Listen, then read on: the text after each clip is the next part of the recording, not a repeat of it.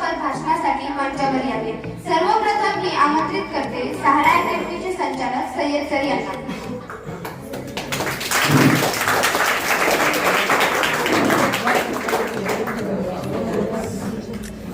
सर्वप्रथम कार्यक्रमास उपस्थित सर्व 6वी ते 11वीचे विद्यार्थी ज्यांच्यासाठी कार्यक्रम आयोजित केलेला आहे, इयत्ता 10वी 12वीचे विद्यार्थी सोबतच आपले जेवढे शिक्षक आज या ठिकाणी उपस्थित आहेत, खास करून जगताप सर, रावण सर यांचे जोती क्लासेस असून सुद्धा त्यांनी त्यांच्या क्लासेसला सुट्टी दिली आणि या ठिकाणी उपस्थित राहिले त्याबद्दल मी त्यांच्या मनापासून धन्यवाद व्यक्त करतो. बरं, इयत्ता 10वी आणि 12वीचे विद्यार्थी आहेत तर त्या विद्यार्थ्यांना सर्वांना बोर्ड एक्झामसाठी हार्दिक हार्दिक शुभेच्छा.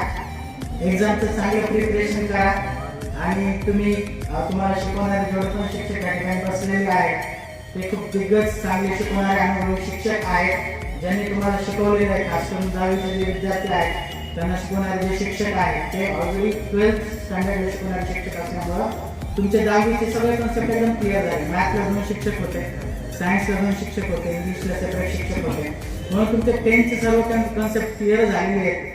12चे जे विद्यार्थी त्यांचा फिजिक्स, केमिस्ट्री, मॅथ आणि बायोलॉजी या 4ही विषयांचं प्रिपरेशन खूप चांगलं झालेलं आहे.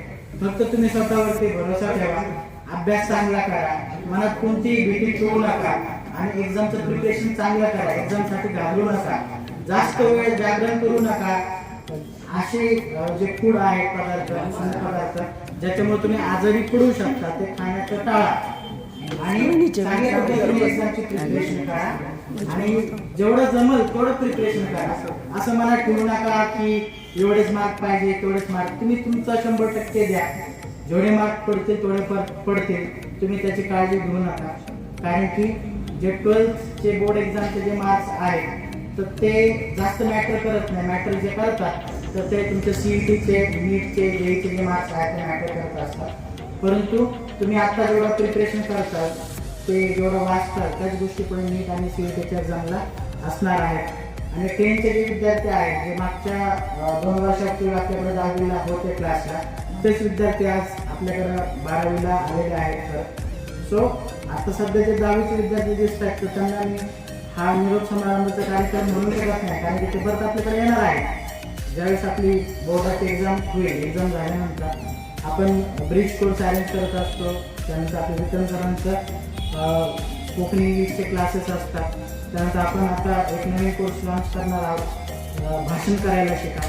हा 11th आणि 12th सिलेबस सोपा जावा त्यासाठी आपण काय करणार आहोत, 10च्या विद्यार्थ्यांसाठी ब्रिज कोर्स ठेवणार आहोत जेणेकरून तुम्हाला 11th आणि 12thला जास्त डिफिकल्टीला फेस करावं लागणार नाही. शेवटी सांगायच्या बऱ्याचशा गोष्टी होत्या पण कार्यक्रमाला उशीर झालेला आहे.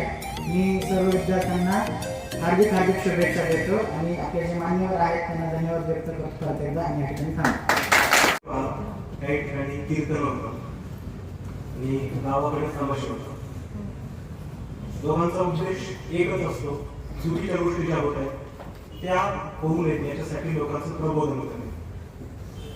पण शहरातील लोक असं म्हणतात की खेड्यागावामध्ये तमाशा होतो, त्यामुळे तमाशा पाहून ही लोक वेड्यासारखं वागतात आणि खेडेगावातील लोक म्हणतात की शहरातील लोक कीर्तन ऐकतात तरी सुद्धा वेड्यासारखं वागतात. खरं तर मला हे सांगायचं की कीर्तनानं कधी समाज घडला नाही आणि तमाशानं कधी समाज बिघडला नाही. तसं तुमच्या समोर आम्ही तर किरकोळ मोठे मोठे वक्ते जरी येऊन गेले तरी तुमच्या डोक्यात जे तेच करणार असेल. त्याच्यामुळे आम्ही किती सांगितलं की तुम्ही हे करा ते करा, ह्या मार्गाला जा त्या मार्गाला जा, तरी आम्ही तुम्हाला म्हणतो वाईट करा तरी तुम्ही बिघडणार नाही आणि खूप चांगलं करा तरी तुम्ही काय जाऊन लगेच ऑलिम्पिकमध्ये गोल्ड मेडल घेऊन येणार नाही. So just 2 lines I want to tell you. Don't be a part of crowd. Try to attract crowd towards you. गर्दीचा भाग बनायचा कधीच प्रयत्न करू नका. Now this is opportunity for you. Now you are entering into the real world. तुम्ही आता खऱ्या आयुष्यामध्ये प्रवेश केलेला आहे आणि आता इकडे तुम्हाला you have got the power, you have got authority that you can convert any problem into opportunity. So try to understand this. कुठल्याही संकटाला ज्यावेळेस तुम्ही संधीमध्ये बदलायचं रूपांतर करण्याची धमक तुमच्या मंडळामध्ये ठेवताना त्यावेळेस तुम्ही एलॉन मस्क सारखे होऊ शकता, तुम्ही बिल गेट्स सारखे होऊ शकता. सगळ्यात महत्त्वाचं म्हणजे तुम्ही चांगले माणूस होऊ शकता. चांगले माणूस तुम्ही सगळे आहातच, वाईट गुण प्रत्येकामध्ये असतात, पण आपण त्या वाईट गुणांचं भांडवल करू नये. जे वाईट गुण असतील ते सोडून द्यायचे असतात. जसं जसं वय वाढत जातं तसं तसं चांगल्या गोष्टी आत्मसात करायच्या आणि पुढे जायचं. फक्त जगत असताना मुंबईच्या रस्त्यावरची जे भिकारी आहेत ना, एकाच्या ताटामध्ये भीक नाही, दुसऱ्याच्या ताटामध्ये भीक नाही, तर ते दोघं हा विचार करत नाहीत की तुझ्या ताटामध्ये काही पैसे आलेले आहेत, माझ्या ताटामध्ये पण काही पैसे आलेले आहेत, आपण दोघंही एकत्र काहीतरी काम करून याच्यात पैसे कसे येतील याचा विचार ते लोक करत नाहीत. ते दोघंही आज एकच विचार करतात, मुंबईचा महापौर होणार. So the peoples who have not thought about their bread and butter and they are thinking about the nation's strength. So it is, I would say, that is total mythology. तुमच्या ताटात काय आहे हे खायची तुम्हाला समज नाही आणि तुम्ही जगात काय चालू याचा जर विचार करत असाल तर then you are wasting your time. And I would say, don't waste your time. तुमच्या वेळेला इतकं महत्व द्या की जसं सरांनी सांगितलं ना की दगडावरती आरसा पडल्यानंतर तो फुटणार आहे, पण असा आरसा व्हा की तो दगडाचे तुकडे करेल. आणि जगाच्या पाठीवरती असे आरसे आहेत की जे दगडाचे तुकडे करू शकतात. I would like to see in those mirror your faces. ते आरसे तुम्ही असावे. कुठल्याही संकटामध्ये जरी तुम्हाला असं वाटलं की now you are going to fail, so don't consider it as failure. Try हा पुन्हा प्रयत्न करा आणि जे काही म्हणायचं ते खूप चांगलं म्हणा. नॉट फॉर ऑल, म्हणजे आमच्या सहारा अकॅडमीमध्ये तुम्ही होतात आणि तुम्ही उद्या मोठे ऑफिसर झाला, कलेक्टर झाला, तर आम्ही म्हणणार नाही की तो कलेक्टर आमच्या सहारा अकॅडमी झाला, असं नाही म्हणणार नाही. तुम्ही तुमच्या कष्टानेच व्हा, but we will be satisfied that you students were for us. तुम्ही कधीतरी आमच्यासाठी स्टुडंट होता हे आम्हाला नेहमी भान आहे आणि ते भान आम्हाला असायला. आम्ही कधीच असं समजायचं कारण नाही तो विद्यार्थी IIT मध्ये फर्स्ट आला तो आमचा विद्यार्थी नॉट नेव्हर. ती त्याची मेहनत आहे, त्यांनी कष्ट केले, वी हॅव जस्ट गाइडेड हिम. आम्ही फक्त त्याला मार्ग दाखवले, जे काही केलेलं आहे ते त्यानेच केलेलं आहे. त्यामुळे उद्या जरी यायचं म्हणलं काय आपण सगळे तिकडे पिऊन पडलाय माफ करा, आम्ही त्याला सांगितलेलं नाही, तो त्याच्या मनाने केलेलं आहे. आम्ही सांगितलं की बाबा नको पिऊस, परंतु त्याने ऐकलं नाही. हे फार चांगलं करणं वाईट करणं हे तुमच्या हातात आहे. पण जसं सरांनी सांगितलं की परंपरा आहे, आपली परंपरा आहे चांगलं करण्याची. आपण चांगलं करूया, वाईट करणं ही आपली परंपरा नाही. आणि म्हणून तसं संयुक्त चांगलं होते. आपण सांगितलं खूप सुंदर वक्तृत्व त्यांचं आहे आणि मला असं पाहायला मिळत सरांनी सगळी फटकेबाजी करून टाकली, त्यामुळे मला बोलण्यासारखं काही ठेवलेलं नाही. आणि बहुतेक आता गेल्या 3 वर्षापासून माझी भाषण जी आहे ना ती भाषण 10 मिनिटं 15 मिनिटं अशीच होत आहे.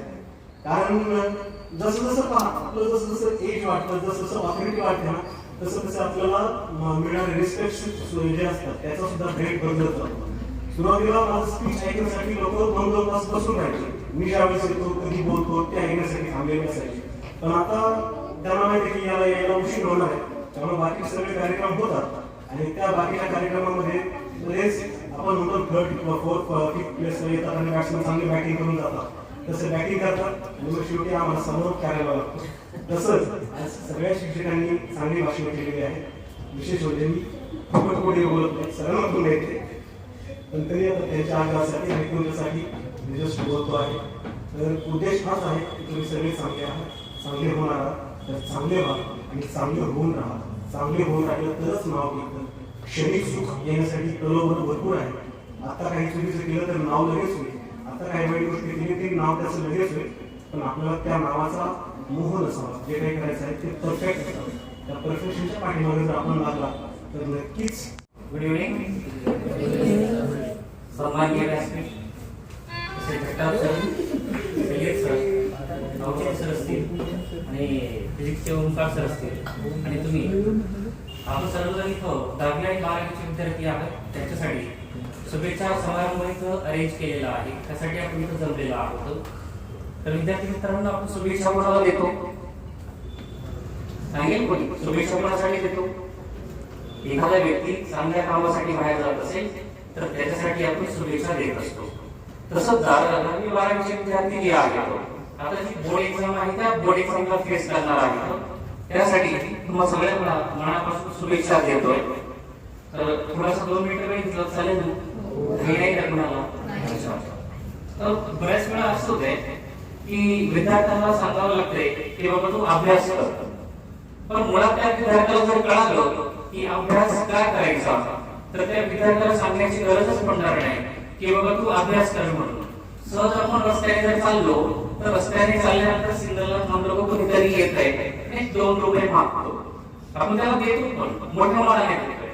तो थोडस वाईट असं वाटतं त्या व्यक्तीला 2 रुपये आपण दिले तर ती व्यक्ती केवळ हे काम का करत असेल तर शिक्षण ह्या क्षेत्रापासून ती दूर आला आणि त्याच्यामुळे ती हे काम करत असेल आणि त्याचं अनुकरण जे आहे ते त्यांची जी पुढची पिढी असेल, त्यांची मुलं असतील मुली असतील ते हे काम करत असतात. मग हे कमी दर्जाचे काही जीवन आहे ते जीवन जगत असतात हे पाहून आपल्याला वाईट वाटतं. आणि जसं नाण्याला 2 बाजू असतात की नाही असतात.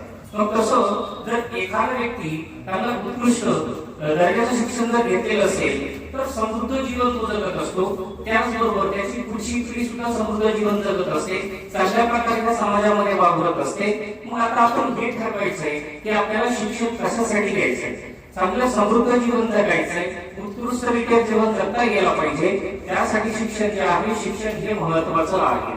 त्याचबरोबर जाता थोडस असं सांगेल की आता 12वीची एक्झाम दिल्यानंतर पुढे तुम्हाला कुठेतरी ऍडमिशन घ्यावं लागेल.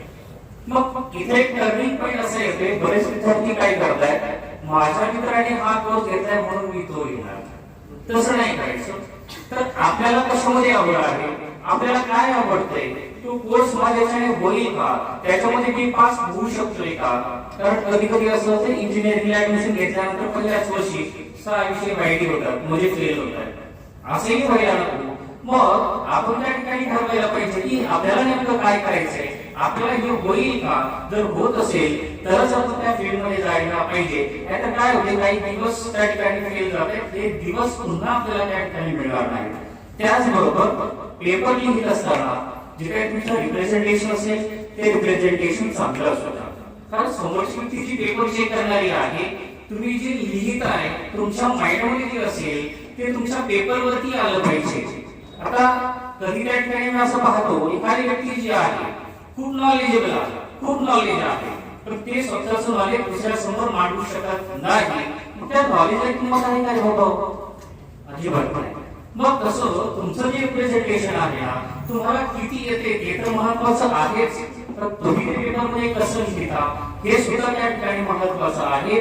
आणि महत्वाचं म्हणजे काय की तुमच्यासाठी काय योग्य आहे, तुम्ही काय करू शकता हे तुम्हालाच माहितीये, ते दुसरं कोणी करू शकत नाही. त्यासाठी तुमच्यासाठी 2 लाईन शेवटी जाता म्हणेल. जसं सर म्हणले की वेळात वेळ काढून तुम्ही आलात तर हे आपलेच विद्यार्थी आहेत आणि आपल्याच विद्यार्थ्यांच्या सुखदुःखात सामील व्हायचं असतं. जाता आता 2 वेळी तुमच्यासाठी म्हणेल की बेहतर से बेहतर की तलाश करो, बेहतर से बेहतर की तलाश करो, मिल जाए नदी तो समंदर की तलाश करो. अरे टूट जाता है शीशा पत्थर की चोट से, टूट जाता है शीशा पत्थर की चोट से, टूट जाए पत्थर ऐसा शीशा तलाश करो. पुन्हा एकदा तुम्हाला सर्वांना असे एक सर आहे की शब्द ज्यांच्या हातामध्ये सरस्वती यांच्या जीवेवरती अशी आवडते सर आहेत. आणि सय्यद सरांबद्दल जर बोलायला गेले तर मी थोडं वेगळं सांगतो. मी ज्या शाळेत गेलो ना तर मी जिथं शिक्षण घेतलं ती रे शिक्षण संस्था होती, ती होती कर्वेर पाटील. आणि माझ्या शाळेचं नाव होतं महात्मा फुले विद्यालय, ते महात्मा फुलेच्या नावाने होते.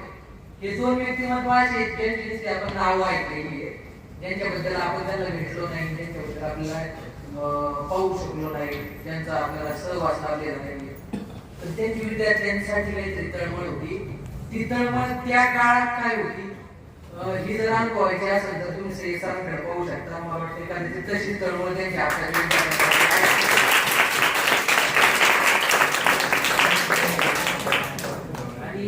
हे तुम्हाला सांगायचं कारण म्हणजे सगळ्यांच आपण जे सांगतो त्यापेक्षा यांना रील एकमेकांना पाठवलं जास्त आनंद आहे.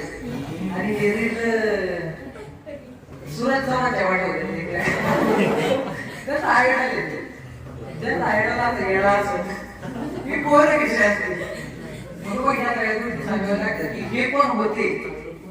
आणि तो वारसा आपला आहे, तो आपल्याला पुढे चालवायचा आहे.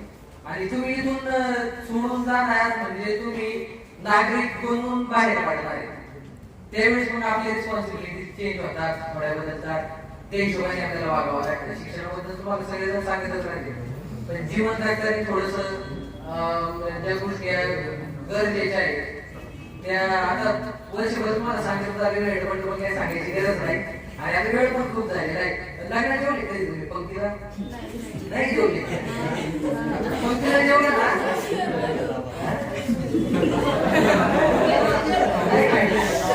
पंक्तीला जेवलं ना शेवटी असतात तो जेवतो आपण म्हणजे फूड आयटम असतो तो ठेवीत होत तसंच है ना, तो खायचा असतो. ते औषधी सर ते येणार त्याच्यासाठी थोडं थांबा. आणि मी कोण झालोय, एक जण असा येतो पळत पळत पोळी घेत असतो, पळत भात वाढत असतो, खावाच लागतो. तो भात नाहीये, तुम्हाला आज खावाच लागलाय. त्यानंतर सरांनी सांगितलं की तुम्हाला तुमचे मित्र काय म्हणजे कोणत्या स्कीमला जाणार आहे, पुढे ऍडमिशन घेणार आहे. तसं जास्त काही बोलतात सर्व 10वीच्या आणि 12वीच्या विद्यार्थ्यांना अभ्यास चांगला करावा असं काही सांगितलं होतं. प्रत्येक गोष्ट प्रत्येक विद्यार्थ्याला माहिती आहे. आपलं आयुष्य भविष्य वगैरे त्याच्यावर डिपेंडेंट असतं हे तुम्हाला माहीत आहे. पण जे 10वीचे मुलं आत्ता शिकलेले आहात हे 12वीला जाताना तुमच्याकडे 2 वर्ष अजून जगण्यासाठी आहे. आणि जे 12वीचे मुलं आहेत यांनी आता काय होतं, तुमचं शालेय जीवन सोडून तुम्ही काय करा, समाजामध्ये आता वावरणार आहे. मग समाजामध्ये वावरताना सगळ्या शिक्षकांनी तुम्हाला कसं वागायचं, काय करायचं, हे जे नीतिमूल्य दिलेले आहेत ते बरोबर घ्या आणि आपल्या आयुष्यामध्ये जोपासा. चांगला अभ्यास केलेलाच आहे, पेपर चांगले जाणारच आहेत आणि या सगळ्या गोष्टींनी तुम्ही पेपरला सामोरे जा, पेपर चांगले लिहा, आपल्या क्लासचा रिझल्ट चांगला आणा आणि आम्हाला पेढे पण आणा. सगळ्यांना परीक्षेच्या हार्दिक शुभेच्छा.